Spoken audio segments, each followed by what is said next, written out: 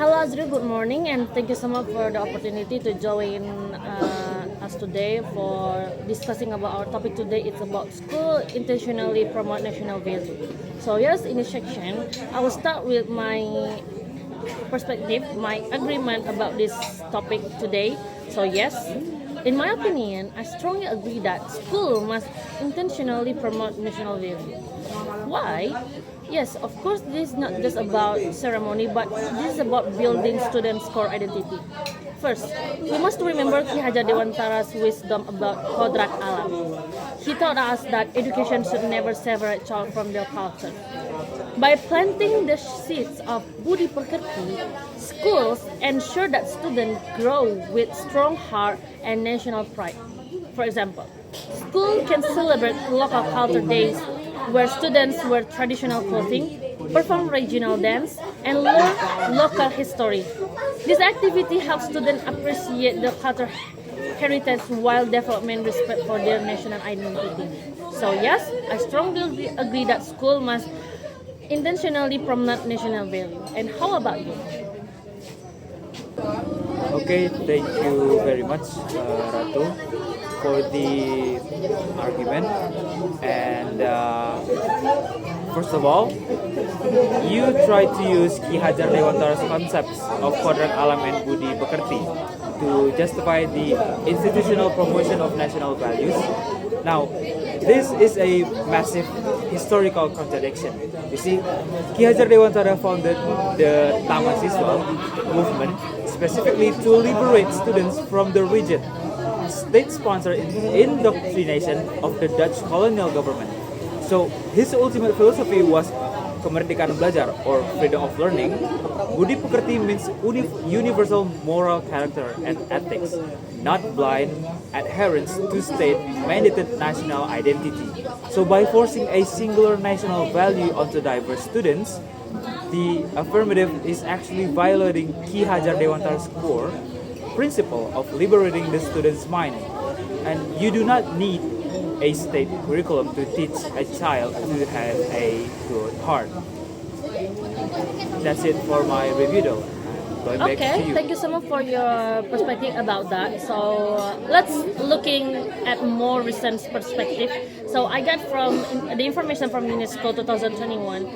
In the report, Reimagining Our Future Together, state that schools are responsible for creating a strong social contracts. Yeah, I see. In this digital era, national value acts as a filter. Without an intentional focus on these values, students might easily lose their way in global trends that do not match our local ethics. For example, when students use social media, they may encounter content that promotes disrespectful behavior or harmful lifestyle. Through character education and discussion about national value, school can guide students to make responsible and ethical choice online. And how about you? Okay, thank you. And second of all, you quoted the 2021 UNESCO report, Reimagining Our Futures Together, claiming it says national values should act as a filter against global trends. Now, you are completely misread the report. Now, if we actually read the UNESCO report, it explicitly warns against exclusionary nationalism.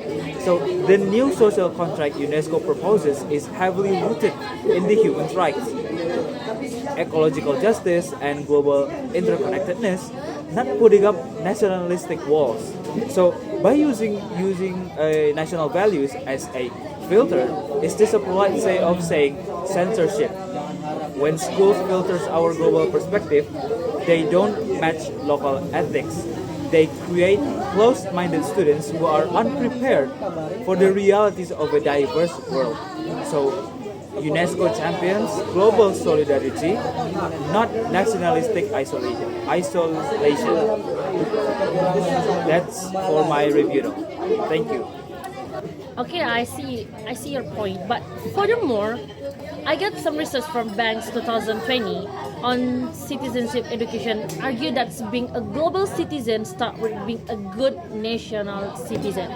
You cannot respect other cultures if you do not understand and love your own first. For example, students who understand Indonesia's value of tolerance, cooperation, and unity are often better prepared to participate in international exchange program and collaborate with people from different cultural backgrounds. Their strong national identity allows them to interact confidently while respecting diversity.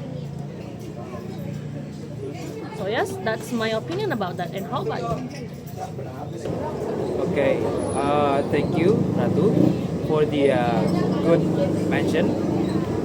Now, you cited Dr. James Banks to claim that being a good global citizen starts with national citizenship, arguing you must love your own culture first.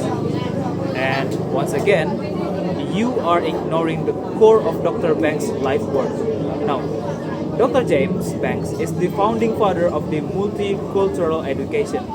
His research actively criticized traditional national citizenship education because it usually forces minority students to assimilate into the dominant culture's narrative.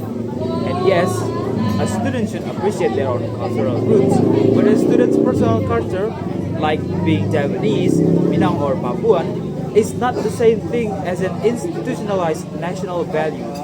You do not need the government to intentionally promote a national identity for a student to respect human dignity. True multiculturalism, as Dr. Banks argues, requires us to critically question national narratives that erase minority voices. That's for my final review. Okay, Azriel, thank you so much for your opinion about that. So, alright, let's end up our discussion today. So, yes, in my conclusion today, I believe that when schools intentionally promote national values, they are not being close-minded.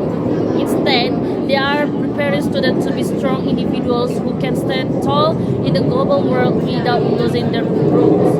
By combining cultural awareness, ethical responsibility, and global understanding, school helps students become citizens who are both nationally grounded and internationally competent. So thank you so much. That's for my conclusion today.